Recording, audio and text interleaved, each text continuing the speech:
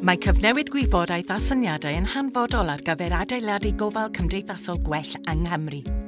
Mae Exchange Cymru yn dod ag ymchwilwyr blaenllaw ac ymarferwyr a defnyddwyr y gwasanaeth ynghyd i rannu arbenigedd, tystiolaeth ymchwil a phrofiad mewn gofal cymdeithasol.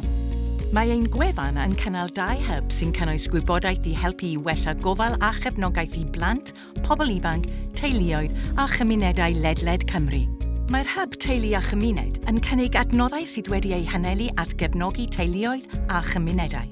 Mae'r hyb addysg a gofal yn canolbwyntio ar helpu i wella profiadau a chanlyniadau addysgol i blant a phobl ifanc sydd naillai mewn gofal neu sy'n gadael gofal.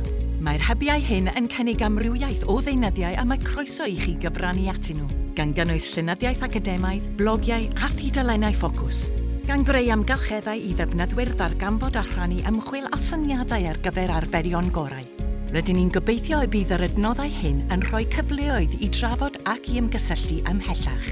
Gyda'n gilydd, gallwn adeiladu gofal cymdeithasol gwell yng Nghymru.